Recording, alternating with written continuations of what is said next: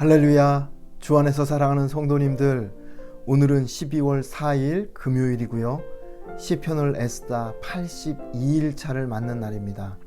오늘은 시편 147편과 148편 두 편의 시편을 읽고 쓰시는 날이죠. 여러분, 정말로 이제 다 왔습니다. 내일이면 마지막 83일차를 맞는 날이 되는 거고요.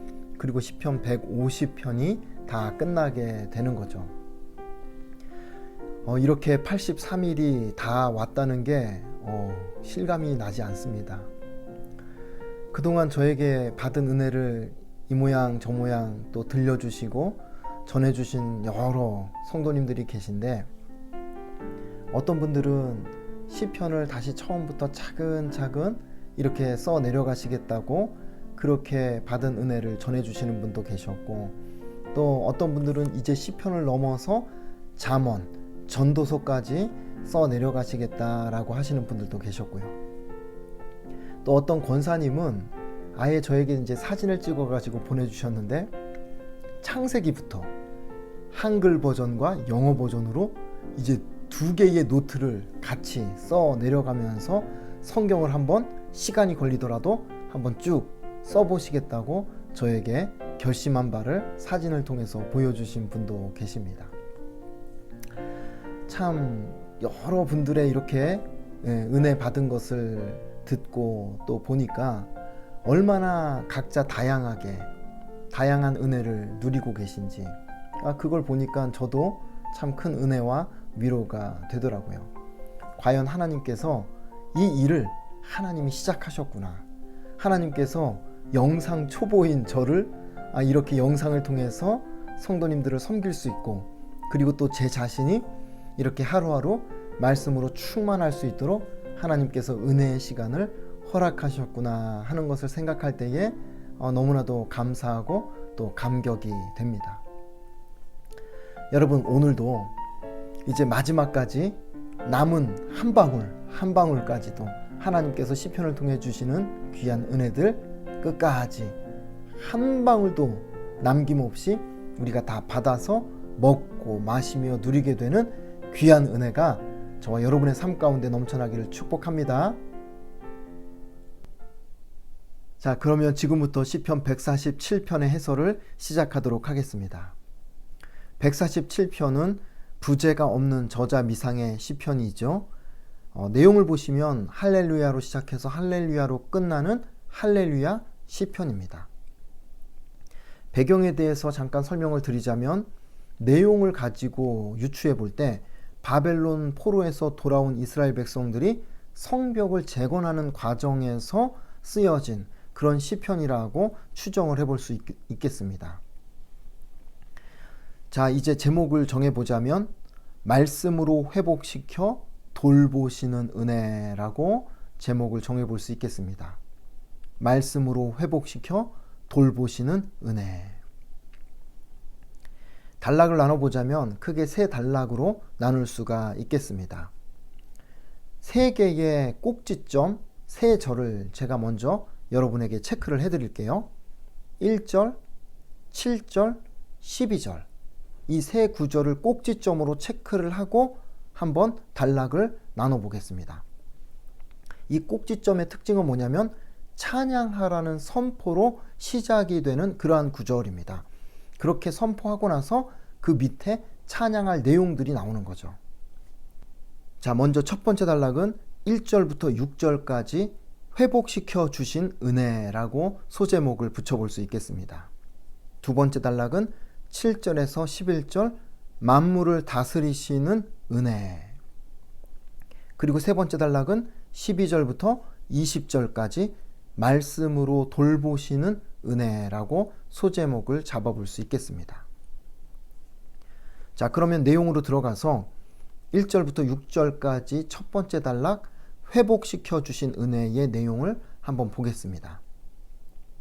1절에 할렐루야, 우리 하나님을 찬양하는 일이 선함이요 찬송하는 일이 아름답고 마땅하도다. 하나님을 찬양하는 것이 이 세상에서 가장 선하고 아름답고 마땅히 해야 할 일이라고 선포하면서 시편 147편 1절이 시작이 되고 있습니다. 자, 그러면 왜 하나님을 찬양하는 것이 마땅하다고 하는가?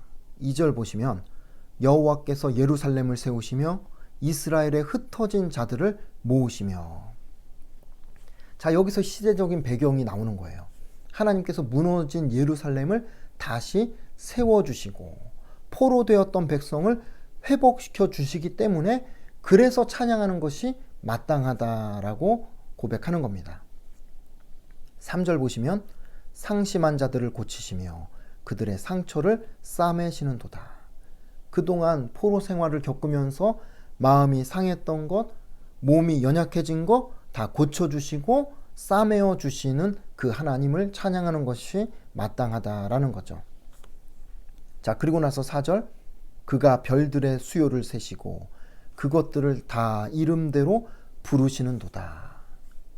자, 이 내용은 1차적으로 보면 말 그대로 별들을 창조하시고 수많은 별들 하나하나를 다 세시는 하나님, 그리고 그 별들의 이름을 하나하나 다 정하시고 부르실 수 있는 그런 하나님을 찬양한다라는 겁니다. 여러분, 과학자들이 이야기하기를 우주에 1천억 개 정도 되는 은하계가 있다고 합니다. 그 1천억 개 되는 은하계, 그 중에 한 은하계 안에 별이 또 1천억 개가 있다라고 합니다.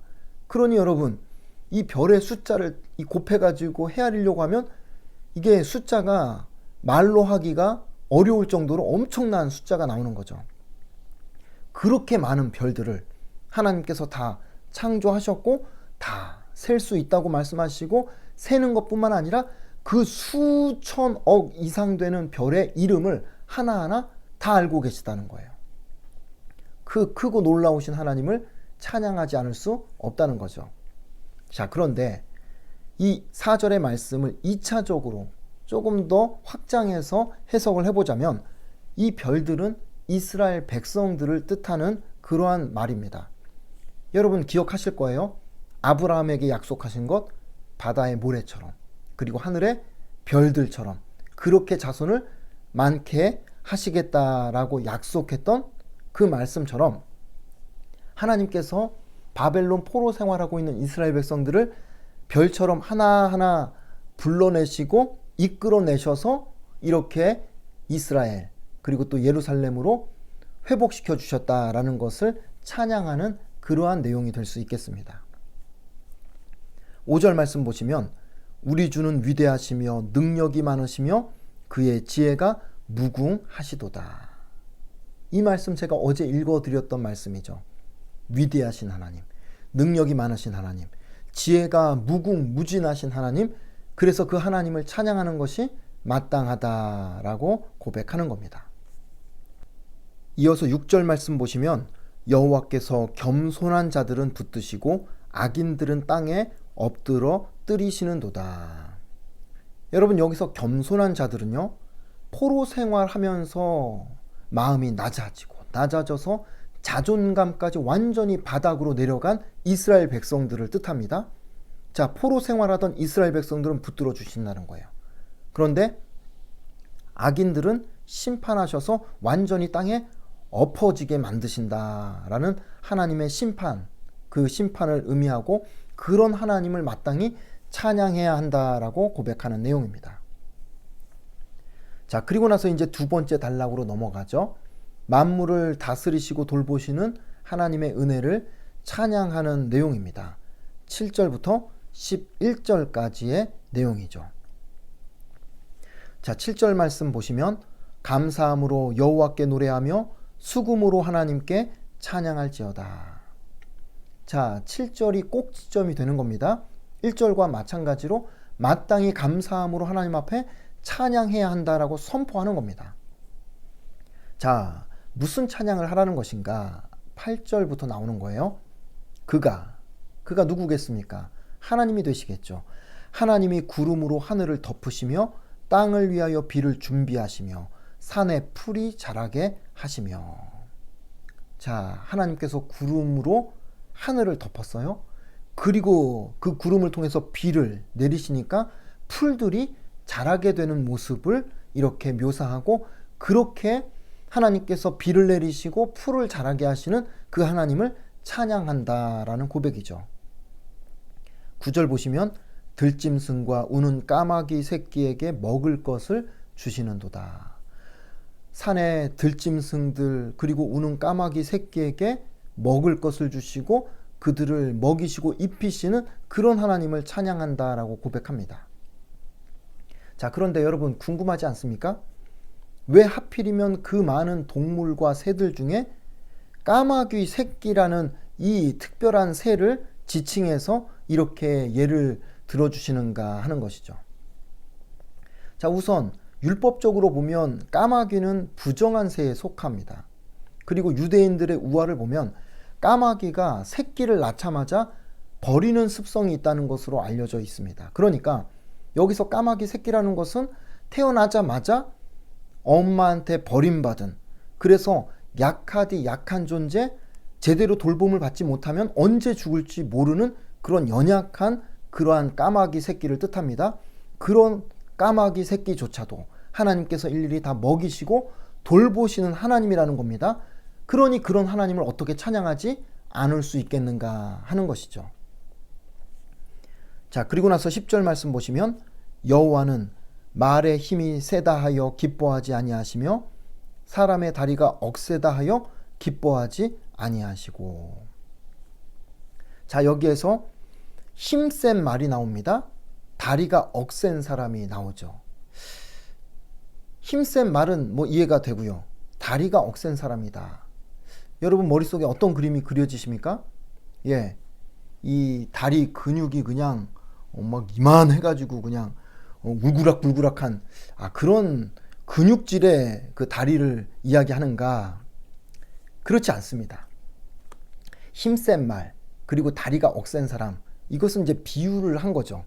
건강이든 학벌이든 재산이든 뭐 잘나가는 어떤 자녀들이든 스스로 힘이 있다고 자부하는 사람, 자랑하는 사람, 하나님 앞에 사람 앞에 그렇게 의시되는 사람, 그런 사람들을 뜻하는 것이고, 하나님께서 그렇게 자신을 과시하는 사람, 잘난 척하는 사람 별로 좋아하지 않는다라고 이렇게 이야기를 하는 겁니다. 자, 그러면 반대로 어떤 사람을 좋아하시고 기뻐하시는가? 11절에 나와요. 여호와는 자기를 경외하는 자들과 그의 인자하심을 바라는 자들을 기뻐하시는도다. 하나님 경외하는 사람, 하나님의 인자하심을 구하는 사람. 여기서 인자하심은 하나님의 사랑을 구하고 원하는 사람들을 기뻐하신다라는 그러한 이야기입니다. 자, 12절부터 20절까지는 이제 세 번째 단락이고요. 말씀으로 돌보시는 은혜를 찬양하는 내용입니다. 자, 12절도 세 번째 꼭지점이 되는 겁니다. 예루살렘아 여호와를 찬송할지어다. 시온아 내 하나님을 찬양할지어다. 자, 세 번째 단락이 시작되는 이 꼭지점에서도 역시 찬송할지어다, 찬양할지어다, 찬양을 선포하면서 시작이 되죠. 자, 무엇을 찬양하라는 것인가? 13절부터 보시면 그가 내 문빗장을 견고히 하시고. 자, 여기서 문빗장은 예루살렘 성문을 뜻합니다. 여러분, 어떤 나라든 성을 세우면 성의 문이 한 군데만 있지 않거든요. 적어도 동서남북 사방에 문이 있습니다. 그리고 외적이 침략을 하면 가장 먼저 그 문을 뚫고 들어가서 성을 점령하려고 하거든요. 따라서 여기서 문빗장을 견고히 하신다, 그 말은 예루살렘 그리고 이스라엘 성을 하나님께서 견고하게 지켜주신다라는 뜻이 되는 겁니다. 그리고 내 가운데에 있는 너의 자녀들에게 복을 주셨으며. 그러니까 성을 견고하게 지켜주시고 그 성 안에 있는 이스라엘 자손들에게 하나님께서 복을 주신다. 그렇게 지켜주시고 복을 주신 하나님을 찬양하라 하는 것이죠. 14절 보시면 내 경내를 평안하게 하시고 그리고 아름다운 밀로 너를 배불리시며. 아름다운 밀은 그 당시에 유대인들에게 있어서, 이스라엘 백성들에게 있어서 이 밀은 고급 음식입니다. 그래서 최상품의 밀로 고급 음식으로 너를 배불리신다. 그 하나님을 찬양한다 하는 것이죠. 15절은요. 그의 명령을 땅에 보내시니 그의 말씀이 속히 달리는도다. 여러분, 여기서 하나님의 말씀, 명령을 의인화해서 말씀이 이렇게 달려가는 것처럼 묘사를 하고 있죠. 하나님께서 말씀을 주시고 그리고 말씀대로 이루신다라는 것을 표현하는 것이고, 그렇게 말씀을 주시고 이루시는 하나님을 찬양하라 하는 것입니다. 자, 다음에 16절 보시면 눈을 양털같이 내리시며 서리를 재같이 흩으시며, 눈을 내리신 하나님, 서리를 재같이 흩어 이 땅에 내리시는 하나님, 그리고 17절 보시면 우박을 떡 부스러기 같이 뿌리시나니 누가 능히 그의 추위를 감당하리요. 눈과 함께 우박이 내리는 그러한 겨울을 뜻합니다. 그렇게 하나님께서 겨울을 허락하실 때에 그 추위를 누가 감당할 수 있겠는가 하는 것입니다. 18절 보시면 자, 그의 말씀을 보내사. 자, 여기서도 말씀을 의인화해서 말씀을 사람처럼 보냈다라고 이야기를 하죠. 그래서 그것들을 녹이시고 바람을 불게 하신즉 물이 흐르는도다. 자, 그것들을 녹이셨다. 앞에 나왔던 눈, 서리, 우박, 이 모든 것들을 하나님께서 말씀을 보내서 따뜻하게 하시면 다 녹아서 그것이 물처럼 변한다라는 그러한 뜻입니다. 자, 한마디로 하나님께서 이 자연을 쥐락, 펴락 하나님께서 한 손에 쥐고 운행하신다라는 것을 표현하는 것이고, 그런 하나님을 찬양하라 하는 것입니다. 자, 그리고 나서 19절 보시면 그가 그의 말씀을, 자, 여기서 또 말씀이 나오죠.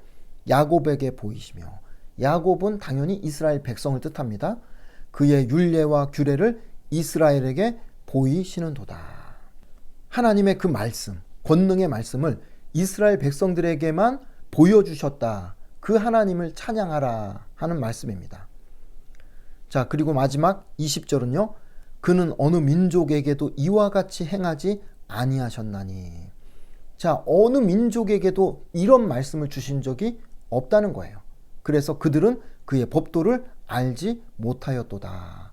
이방인들은 하나님의 말씀도 하나님의 율례도 알 길이 없었다는 거죠. 그래서 마지막에 그렇게 말씀으로 권능을 베풀어 주신, 은혜를 베풀어 주신 그 하나님을 할렐루야 찬양하자라고 선포를 하고 있습니다. 자, 이제 곧바로 이어서 148편으로 넘어가면 역시 부제가 없는 저자 미상의 시편입니다. 그리고 시편 147편도 마찬가지로 할렐루야로 시작해서 할렐루야로 끝나는 할렐루야 시편입니다. 자, 148편의 제목을 정해보자면 하늘과 땅의 모든 만물아 찬양하라, 이렇게 제목을 정해볼 수 있겠습니다. 하늘과 땅의 모든 만물아 찬양하라. 자, 단락을 나눠보자면 크게 두 단락으로 나누겠습니다. 1절부터 6절까지는 하늘의 모든 것들아 하나님을 찬양하라. 그리고 나머지 7절부터 14절은요. 땅의 모든 것들아 하나님을 찬양하라. 자, 그러니까 내용이 분명해지죠. 하늘의 모든 것들을 향해서 하나님을 찬양하라. 그리고 땅에 존재하는 모든 것들을 향해서 하나님을 찬양하라 하는 내용의 시편이 바로 시편 148편입니다. 자, 첫 번째 단락 1절부터 6절을 보시면 하늘의 모든 것들아 하나님을 찬양하라 소제목이 붙어 있죠. 1절 할렐루야, 하늘에서 여호와를 찬양하며 높은 데서 그를 찬양할지어다. 자, 하늘에서, 그리고 높은 데서, 여기서 높은 데서도 앞에 나오는 하늘에서와 같은 뜻입니다. 그러니까 시편 기자는 하늘에서 하나님을 찬양하는 그 찬양이 이루어져야 된다라고 외치면서 시작이 되고 있습니다. 자, 그래서 등장하는 것이 2절에 보면 그의 모든 천사여 찬양하며 모든 군대여 그를 찬양할지어다. 하늘을 향해서 찬양하라 외치면서 그 하늘의 천사들을 향해서, 그리고 군대라는 것은 천사들을 뜻하는데 수종드는 많은 천사들을 한마디로 이렇게 하나님의 천사, 천군이라고 이렇게 표현을 하는 겁니다. 천군, 천사를 향해서 하나님을 찬양할지어다 선포하고 있는 것이죠. 3절 보시면 해와 달아 그를 찬양하며 밝은 별들아 다 그를 찬양할지어다. 하늘에 있는 해와 달과 별들도 하나님을 찬양해야 한다라고 선포하고 있습니다. 자, 4절 하늘의 하늘도. 여러분, 여기서 하늘의 하늘이라는 것은 가장 높은 하늘을 뜻합니다. 그 가장 높은 하늘도 하나님을 찬양하며 하늘 위에 있는 물들도 그를 찬양할지어다. 자, 여기에서 하늘 위에 있는 물, 그것은 이 당시 이스라엘 백성들의 머릿속에 하늘 위에 있는 물이라고 하면 구름을 연상하는 그러한 단어입니다. 그 구름도 하나님을 찬양할지어다. 5절 말씀은요. 자, 그것들이. 자, 여기서 그것들이 무엇을 뜻하겠습니까? 앞에서 나왔던 해와 달과 별들. 그 모든 해와 달과 별들과 하늘이 여호와의 이름을 찬양함은 그가 명령하심으로 지음을 받았음이로다. 자, 그 모든 자연 만물, 특별히 하늘의 해와 달과 별, 그리고 하늘이 명령을 받았다는 거예요. 어떤 명령을 받았습니까? 하나님의 이름을 찬양하라 하는 명령을 받았다 하는 것입니다. 그러니까 여러분, 이 땅에 해와 달과 별과 하늘이 존재하는 이유 중에 하나가 뭐냐면 그것들이 우리가 느끼지 못해서 그렇지 그 하늘과 별과 달이 하나님을 찬양하고 있다라는 것입니다. 자, 6절 말씀 보시면 그가 또 그것들을 영원히 세우시고 패하지 못할 명령을 정하셨도다. 해, 달, 별, 하늘, 이 모든 하늘의 것들이 하나님의 명령에 따라서 세워지고 그리고 운행이 되고 움직이고 있다라는 것을 고백하는 내용이죠. 자, 이제 7절부터 14절까지는 땅의 모든 것들을 향해서 하나님을 찬양하라 외치는 내용입니다. 자, 7절 말씀 보시면 너희 용들과 바다여 땅에서 여호와를 찬양하라. 자, 여기 너희 용들이 나오죠. 용들. 그 당시 이스라엘 백성들에게 있어서 이 바다에 이 괴물이 있다고 생각을 했습니다. 무서운 물고기. 그걸 가리켜서 용이라고 표현을 하고요. 어떻게 보면 바다 생물의 대표라고 할 수 있는 그런 용어가 이 용들입니다. 그러니까 이 7절의 말씀은 뭐냐면 바다와 그 안에 사는 모든 생물들, 모든 그런 존재하는 생명체들은 하나님을 찬양해야 한다라고 그렇게 선포하는 내용입니다. 자, 8절은요.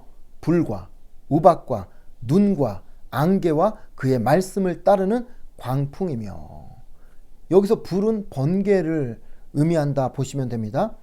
자, 불과 우박과 눈과 안개와 이 땅에 이렇게 자연 현상 같은 이런 모든 것들이 하나님을 찬양해야 한다라고 선포하고 있는 겁니다.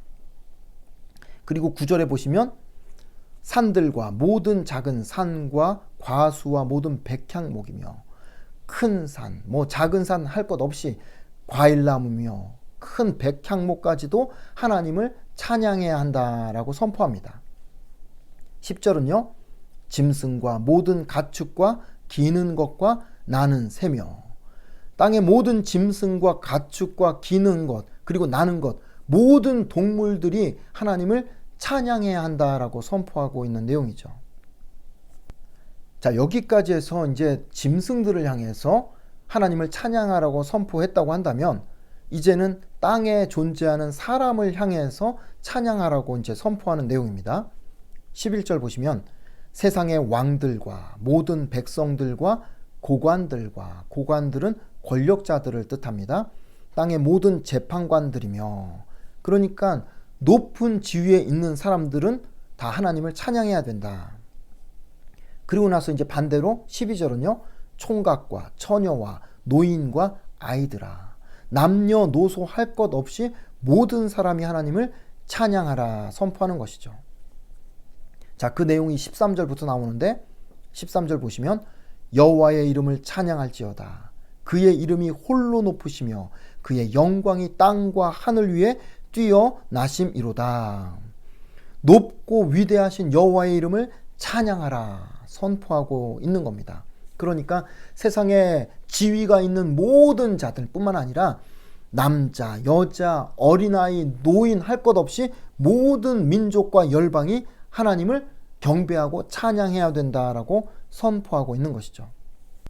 14절 말씀 보시면 그가 그의 백성의 뿔을 높이셨으니, 자, 여기서 뿔은요 힘 또는 권세를 의미합니다. 그러니까 그 백성의 힘과 권세를 하나님께서 높여주셨다. 그는 모든 성도 곧 그를 가까이하는 백성 이스라엘 자손의 찬양 받을 이시로다. 할렐루야. 그 백성을 힘있게 높여주시는 그 하나님, 그래서 땅의 모든 성도들은 그 하나님을 찬양해야 한다라고 할렐루야로 시편 148편의 내용이 끝마치게 되는 겁니다. 자, 이렇게 해서 오늘은 시편 147편과 148편의 해설을 정리하고 마치려고 합니다. 저는 오늘 해설을 준비하면서 시편 147편, 148편을 먼저 쭉 읽는 중에 딱 처음에 읽자마자 딱 눈에 들어오면서 바로 이 말씀이다 하고 마음에 딱 들어왔던 두 구절의 말씀이 있었습니다. 시편 147편 10절과 11절 말씀입니다. 여러분, 이 두 말씀을 잘 보시면 10절에는 하나님이 기뻐하지 않는 사람에 대해서, 그리고 11절에서는 반대로 하나님이 기뻐하시는 사람에 대해서 시편 기자가 이렇게 고백을 하고 마치 대조하듯이 딱 선명하게 두 사람을 대조시켜서 우리에게 보여주고 있습니다. 자, 10절에서 하나님이 기뻐하지 않는 사람은 어떤 사람인가 라고 할 때에 힘센 말 그리고 억센 다리를 가진 사람이라고 표현을 하죠. 결국 합쳐보면 쉽게 말해서 자기 힘 자랑하는 사람을 뜻합니다. 그러니까 하나님이 어떤 사람을 가장 싫어하시는가? 자기 힘 자랑하는 사람을 제일 싫어하신다는 거예요. 자기가 머리 좋은 거 자랑하는 사람, 하나님께서 그렇게 싫어하신다는 겁니다. 자기가 돈 좀 있다고 그렇게 과시하는 사람, 하나님께서 싫어하신다는 겁니다. 자기 체력이 좋다고, 그래서 지금까지 병원 신세 한번 안 졌다고 그렇게 자부하는 사람, 하나님께서 그렇게 싫어하신다는 겁니다. 이번에 자녀들이 수능 시험을 치렀는데 우리 딸이, 우리 아들이 그렇게 시험 점수가 잘 나왔다고 동네방네 그렇게 자랑하는 사람, 하나님께서 별로 안 좋아하신다는 겁니다. 여러분, 어떤 사람들인지 좀 느낌이 오시죠? 그렇게 자기를 과시하고 자기를 드러내고 자기를 자랑하는 사람, 자기의 힘을 드러내는 사람, 이런 사람들 하나님께서 안 좋아하신다는 거예요. 기뻐하지 않으신다는 겁니다. 사실은 그런 사람들은 우리 사람들도 별로 안 좋아하지 않습니까? 하나님께서 더더군다나 그런 사람을 기뻐하지 않으신다라는 겁니다. 자, 왜냐하면 그 사람들은 자기 힘으로 살아가는 사람들이기 때문에 그렇습니다. 이 땅을 자기 힘으로 살아가는 사람, 자기 힘만 믿고 의지하며 살아가는 사람, 하나님께서 그런 사람을 결단코 기뻐하지 않으신다는 거죠. 자, 그러면 반대로 하나님께서 예뻐하시고 기뻐하시고 그리고 좋아하는 사람이 어떤 사람인가? 11절 보니까 하나님을 경외하는 사람, 다시 말해서 하나님을 두려워할 줄 아는 사람, 그리고 하나님을 예배하는 사람, 하나님께서 기뻐하신다는 거죠. 그리고 하나님의 인자하심을 바라는 사람이라고 나옵니다. 쉽게 말하면 하나님의 사랑을 받고 싶어가지고 마음속에 그 사랑을 사모하며 간절히 고대하는 사람, 그 사람을 하나님께서 기뻐하시고 사랑하신다 하는 겁니다. 자, 따라서 두 사람을 대조해서 정리를 해본다고 하면 하나님이 싫어하는 사람의 특징은 힘주고 살아가는 사람, 그리고 반대로 하나님이 좋아하시고 예뻐하시고 기뻐하시는 사람의 특징은 힘 빼고 사는 사람, 힘 주고 사는 사람, 그리고 힘 빼고 사는 사람. 너무 다르지 않습니까? 힘 주고 살아간다는 것은 자기 힘 믿고 살아가는 거예요. 자기 힘을 과시하면서 살아가는 겁니다. 마치 예수 믿지 않는 사람 중에 하나님을 믿으려면 차라리 내 주먹을 믿고 살아라, 이렇게 이야기하는 사람이 있다고 하는데, 그렇게 자기 주먹 믿고 살아가는 사람, 하나님께서 기뻐할래야 기뻐할 수가 없는 삶이라는 겁니다. 그런데 반대로 힘 빼고 산다는 것은 내 힘이 아니라 하나님의 힘으로 살아가는 사람, 하나님의 은혜로 살아가는 것을 뜻하는 겁니다. 그러니까 하나님이 기뻐하실 수밖에요. 자, 그러니 여러분, 저와 여러분이 어떻게 사는 게 맞겠습니까? 힘 주고 살아가는 인생이 아니라 힘 빼고 살아가는 인생을 사는 것이 그게 맞다는 거죠. 내 힘을 완전히 빼고 전적으로 하나님의 힘을 의지해서 하나님께 기대서 살아가는 그러한 삶이 하나님께서 보실 때 기뻐할 만한 삶이고 그 인생이 복을 누리는 인생이라고 성경은 분명히 우리에게 말씀하고 계시는 겁니다. 여러분, 이 땅에 힘주고 살아가는 사람들 얼마나 많습니까? 그런데 한번 그들의 삶을 유심히 살펴보세요. 결국에 그렇게 힘주고 살아가다가 나중에 꺾이고 부러지는 일이 반드시 옵니다. 그런데 힘 빼고 살아가는 사람은요, 하나님의 힘으로 살아가고 하나님의 도우심으로 살아가고 하나님의 은혜로 살아가니까 다칠 일이 없습니다. 그리고 결국에 가서 마지막에 웃는 사람은 힘 빼고 하나님의 힘으로 살아가는 사람이 결국에 그 인생 마지막에 웃는 삶이 되더라 하는 것입니다. 그러니 사랑하는 성도님들, 오늘 시편 147편 10절과 11절의 말씀을 통해서 우리 자신을 한번 돌아볼 수 있기를 축복하고 싶습니다. 혹시나 내가 알게 모르게 하나님 앞에서 사람들 앞에서 목에 힘이 들어가지 않았는지, 어깨에 힘이 들어가 있지 않는지, 내 온몸에 지금 힘이 잔뜩 들어가서 뭔가 내 힘으로 살아보려고 지금 발버둥 치고 있지 않은지, 사람들 앞에 뭔가 드러내고 있지 않은지 한번 우리 자신을 돌아보는 시간을 오늘 가졌으면 좋겠다 하는 것입니다. 사람들은 다 느끼고 다 아는데 내가 지금 힘주고 있다는 걸.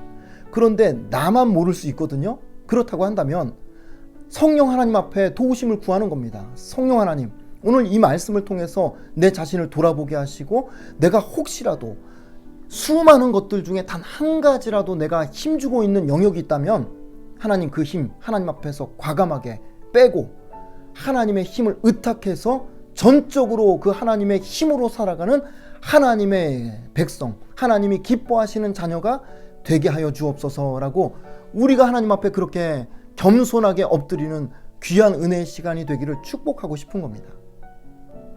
그래서 저는 오늘 시편 147편 10절과 11절의 말씀이 저와 여러분이 평생 기억하며 붙들고 살아가는 말씀이 되었으면 좋겠어요.